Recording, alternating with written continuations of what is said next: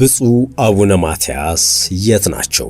ምንስ ነካቸው? ከተማው የሚወራው የፕትርክና ለውጥ ምን ያህል እውነት ነው? በዘንድሮ የጥምቀት በዓል ላይ ለመጀመሪያ ጊዜ ሳይገኙት የቀሩትና ያልባረኩት ምን ተፈጥሮ ነው? ቅዱስ ሲኖዶስ በጉዳዩ ዙሪያ ምላሽ ሰጥቶበታል፣ እንመለከተዋለን። ጄኔራሉ የት እንዳሉ አይታወቅም፣ ተሰውረዋል እየተባለ ነው። በሚስጥራዊ ስፍራ ከቤተሰቦቻቸው ጋር የተገናኙት ጄኔራል ጉዳይ ትኩረታችን ነው። እንዲሁም በአማራ ክልል የተፈጸመው የድሮን ጥቃት የዓለም አቀፍ መገናኛ ብዙሃን መነጋገሪያ ሆኖ ቀጥሏል። የአካባቢው ባለስልጣናት መንግስት የራሳችን ወታደር እንዲመታ ያዘዘው ማን ነው ሲሉ እየጠየቁ ነው። እንመለስበታለን። ሌሎችም ወቅታዊ ጉዳዮች ተካተዋል። ጤና ይስጥልን። የሰዓቱ የመረጃ ጥንቅራችን ተጀምሯል። ቀደም ሲል የጠቀስነው አበይት ነጥቦችን ነው። ዝርዝር መረጃዎቹን ደግሞ እንደሚከተለው እናጋራችሁ። አብራችሁን ቆዩ።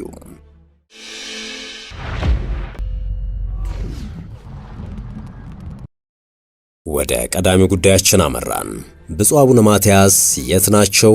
ምንስ ነካቸው? በዘንድሮ የጥምቀት በዓል ላይ ለመጀመሪያ ጊዜ ሳይገኙ የቀሩትና ያልባረኩት ምን ተፈጥሮ ነው? ቅዱስ ሲኖዶስ በጉዳዩ ዙሪያ ምላሽ ሰጥቶበታል። በተለይ በበዓላት ወቅት በአካል ብቅ በማለት ቃለ ምዕዳንና ቡራክ የሚሰጡት ለዓለም ጭምር የሚጸልዩት ብፁዕ ቅዱስ አቡነ ማትያስ ቀዳማዊ ፓትርያርክ ርዕሰ ሊቃነ ጳጳሳት ዘኢትዮጵያ ሊቀ ጳጳስ ዘአክሱም ወዕጨጌ ዘመንበረ ተክለ ሃይማኖት በዘንድሮ በዓለ ጥምቀት አልተገኙም። ይህ ለምን እንደሆነ ቤተክርስቲያኗ ቀድማ በይፋ ያሳወቀችው ነገር የለም። ይህን ተከትሎም ምዕመናን አባታችን የት ገቡ?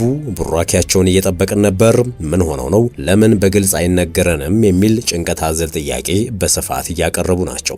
በጉዳዩ የተጨነቁ አንዳንዶቹም ብፁዕ አባታችን የጠፉት በደህና እንደሆነ ተስፋ እናደርጋለን፣ ልዑል እግዚአብሔር ይጠብቅልን ሲሉ፣ አንዳንዶቹ ደግሞ ብፁዕነታቸው ከፕትርክናቸው ተነስተዋል፣ ለምን የሆነ ብለው እስከ መጠየቅ ደርሰዋል። ስማቸው እንዲገለጽ ያልፈለጉ አንድ የቤተክርስቲያኗ የሥራ ኃላፊ በበዓሉ ወቅት ያልተገኙት ወድቀው አደጋ ደርሶባቸው መሆኑን ገልጸዋል። ቅዱስነታቸው በዘንድሮ ጥምቀት በዓል አልተገኙም። ይህም የጤና ጉዳይን ተከትሎ የመጣ ነው። በሙሉ አቅም ምዕመናንም መባረክ ስለሚጠበቅባቸው ያንን ለማድረግ የሚያስችል የጤና ሁኔታ ላይ አይደለም ያሉት ሲሉ አንድ የሥራ ኃላፊ በቅርበት የማውቀው ያሉትን ተናግረዋል። በዚህም ብፁዕነታቸው የገጠማቸው መጠነኛ ሕመም ነበረ። በቂ ሕክምና አግኝተው አሁን በጥሩ ደረጃ እንዳሉና ሕዝቡን በጸሎታቸው እየባረኩ እንደሆነ ነው የማውቀው ነው ያሉት። ፓትርያርኩም በትክክል ምንድን ነው የሆኑት? ይህ የገጠማቸውስ መቼ ነው? ለቤተ ክርስቲያኗ የሥራ ኃላፊ የቀረበ ጥያቄ ነበረ። እርሳቸውም እንዲህ አሉ። የማደናቀፍ ነገር ገጥሟቸው በዚያው በመንበረ ክብራቸው ላይ መጠነኛ ጉዳት ደርሶባቸዋል። ለዚያም ሲኖዶሱ ተከታትሎ በቂ ሕክምና ተደርጎላቸዋል። ሕክምናውም ተስፋ አለው። ወዲያው ከሕክምና ወጥተው ወደ መንበረ ፓትርያርክ ገብተዋል ሲሉ መልሰዋል። ይህ የገጠማቸው ባለፈው ታኅሳስ ወር ነው።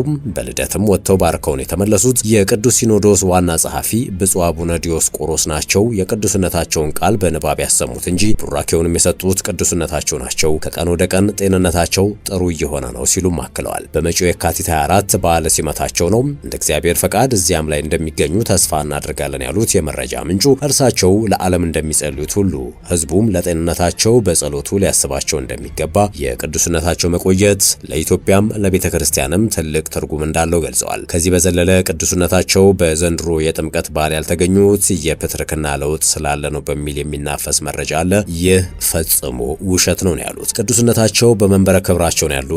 ዛሬም ድረስ ስድስተኛው የኢትዮጵያ ኦርቶዶክስ ተዋሕዶ ቤተክርስቲያን ፓትርያርክ ብፁዕ ቅዱስ አቡነ ማትያስ ናቸው ብለዋል። ቋሚ ሲኖዶስ ሙሉ ስራውን እያከናወነ ነው። የሲኖዶስ ዋና ጸሐፊ ብፁዕ አቡነ ዲዮስቆሮስ በተሟላ ቋሚ ሲኖዶሱን እየሰበሰቡ ከቅዱስነታቸው መመሪያ እየተቀበሉ ቀን በቀን እያገኟቸው ከብፁዕ ጠቅላይ ስራ አስኪያጁና ከቋሚ ሲኖዶስ አባላት ጋር ቤተክርስቲያኗን እየመሩ ነው ያሉት። ይሄ ነው እውነታው ሲሉ ነው ምላሽ የሰጡት። ቅዱስነታቸው በመንበረ ክብራቸው አሉ። የእድሜን መግፋት ተከትሎ የመጣ መጠነኛ የጤና ህመም ገጥሟቸው ነው። የተወሰነ አሁን ለውጥ አላቸው። ሕክምናቸውን እየተከታተሉ ነው። እንደ እግዚአብሔር ፈቃድ ጤናቸው ተመልሶ የመንፈስ ቅዱስ ልጆቻቸውን እንደሚባርኩ ሙሉ እምነት አለን ሲሉ ተናግረዋል። የሥራ ኃላፊው አክለውም ቅዱስነታቸው የኢትዮጵያ ስድስተኛው ፓትርያርክ የሁላችንም አባት ናቸው። በእድሜያቸውም ትልቅ አባት ናቸው። እድሜን ተከትሎ በአይን የሚታይ አንድ እውነት አለ። ሰው ይወለዳል፣ ያድጋል፣ ያገለግላል፣ እርጅናም ይመጣል። ቅዱስነታቸው ብዙ ብዙውን ጊዜ በጸሎት ነው የሚኖሩት። ፍጹም መናኛ አባት ናቸው። በመንፈስ ቅዱስ ምርጫ ወደ መንበረ ፕትርክናም ሲሾሙ እድሜያቸው ገፋ ያለ አረጋዊ አባት ናቸው። ከተሾሙ 10 ዓመት ሆኗቸዋል። የእድሜ መግፋትን ተከትሎ በቅርቡ የመውደቅ አደጋ ገጥሟቸው በሕክምና ሲረዱ ቆይተዋል። ጥሩ ለውጥ በመምጣቱም ከሆስፒታል መጥተው ወደ መንበረ ክብራቸው ተመልሰው አገግመው በጸሎት እየታገዙ ነው ሲሉ ገልጸዋል። ቋሚ ሲኖዶስም ለተወሰኑ ጊዜያት በተወካይ አማካኝነት ይሰበሰብ ነበረ። በኋላም ትንሽ የመሻል ሁኔታ በማሳየት በዊልቸር እየተደገፉም የተወሰኑ ጊዜያት ራሳቸው መሰብሰብ ችለዋል። የባለፈው በዓለ ልደትን አስመልክቶም በቋሚ ሲኖዶስ አባቶች ተገኝተው የእንኳን አደረሳቸው አባታዊ ቃለ ምህዳንና ቡራኬ ሰጥተዋል ሲሉ አስታውሰዋል። የስራ ኃላፊው ሚዲያ ከመጠየቁ በፊት የቤተ ክርስቲያኗ ሚዲያዎች የህዝብ ግንኙነት መምሪያ ክፍል ቋሚ ሲኖዶሱም ብፁዕነታቸው ያሉበትን ሁኔታ ማሳወቅ እንደነበረባቸው ገልጸው እነዚህ ክፍተቶች አሉ የሚል አስተያየት ሰጥተዋል። ህዝቡ ይጠይቃል። ምክንያቱም ብፁዕነታቸው የቤተ ክርስቲያኗ መሪ አባት የመንጋው ጠባቂ ናቸው። ቤተ ክርስቲያን ሲባል ፓትርያርኩ ናቸው ሊወክሉ የሚችሉት። እናም መደበቅ የለበትም፣ ድብቅ ሊሆን አይገባም ነው ያሉት።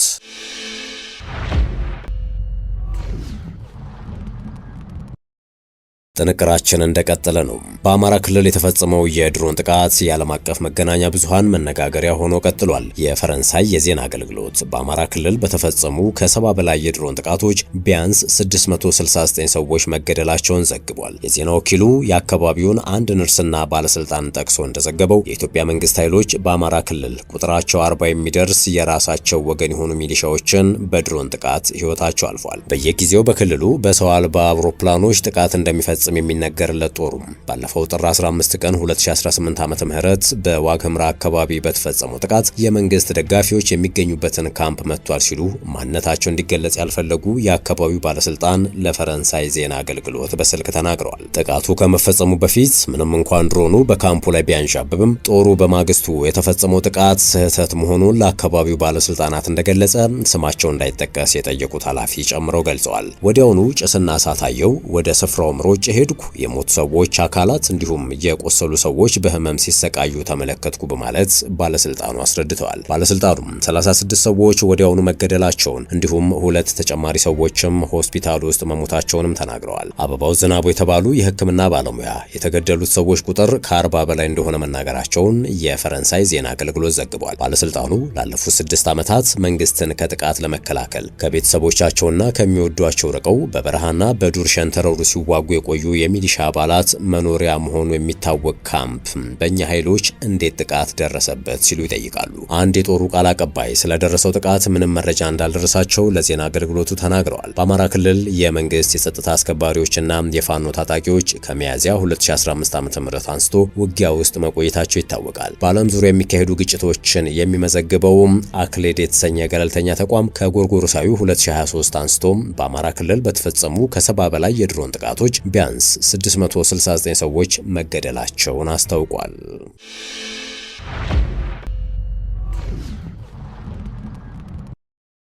ወደ ሌላኛው ጉዳያችን አመራን። ጄኔራሉ የት እንዳሉ አይታወቅም፣ ተሰውሯል እየተባለ ነው።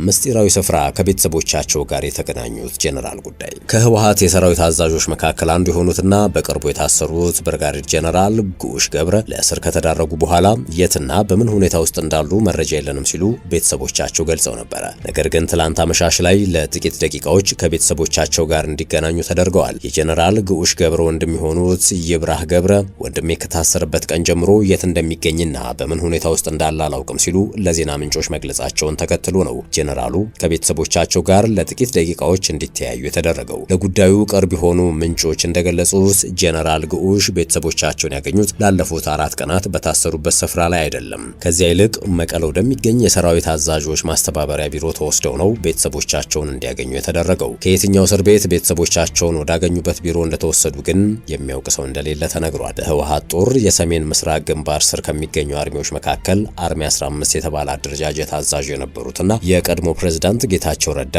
ከስልጣን የተነሱበትን አግባብ በመቃወማቸው ለ1 ዓመት ገደማ ከአርሚ አዛዥነት ታግደው የቆዩት ብርጋዴር ጄኔራል ጉሽ ገብረ ባለፈው ቅዳሜ ጥር 9 2018 ዓ.ም አመሻሽ ላይ ለስብሰባ ተጠርተው መታሰራቸው ይታወሳል። ጄኔራሉ ለእስር እንደተዳረጉ ይፋ ከሆነ በኋላ በማግስቱ እሁድ የክልሉ ሰላምና ጸጥታ በፌስቡክ ገጹ ባሰራጨው አንድ በእጅ የተጻፈ ሰነድ ጄኔራሉ በዕለቱ ፍርድ ቤት እንደቀረቡና ተጨማሪ ምርመራ ስለሚያስፈልግ ከ9 ቀን በኋላም ጥር 18 እንዲቀርቡ ቀጠሮ መሰጠቱን ሰነዱ ጠቁሟል። በዚሁ ሰነድ ላይ እንደተገለጸው ከሳሽ በሜጀር ጀነራል ማዕሾ በየነ የሚመራው የሰሜን ምስራቅ ግንባር ሲሆን በጀነራሉ ላይ የቀረበው ክስ ደግሞ አንደኛ ከጠላት ጋር መገናኘት፣ ሁለተኛ ሰራዊት በማፍረስ ተግባር ላይ መሰማራት እንዲሁም ሶስተኛ የበላይ ኃላፊዎችን ትዕዛዝ መጣስ የሚል እንደሆነ በተሰራጨው የአንድ ገጽ ሰነድ ላይ የሰፈረው ጽሑፍ ያትታል። ጉዳዩን በማስመልከት ስማቸው እንዳይጠቀስ ጠይቀው ሐሳብ የሰጡ የመቀሌ ዩኒቨርሲቲ የሕግ መምህር በእሁድ ቀን ፍርድ ቤት ቀረቡ መባሉን ጨምሮ በሰነዱ የተቀመጡ ክሶች ግልጽነት ይጎድላቸዋል ካሉ በኋላ በምሳሌ ሲያስረዱ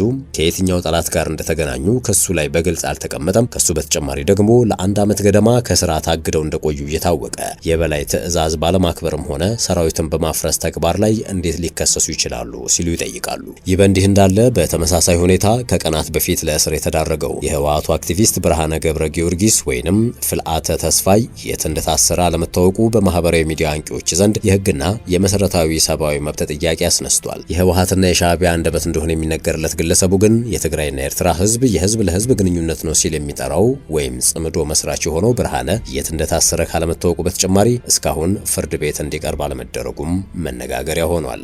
የተከበራችሁ የሸገር ታይምስ ቤተሰቦች የአሁኑ የመረጃ ጥንቅራችን የተከታተላችሁትን ይመስል ነበር። አብራችሁን ስለነበራችሁ ከልብ አመሰገንን። በቀጣይ በሌሎች መረጃዎች እንገናኛለን። በያላችሁበት ሰናይ ጊዜ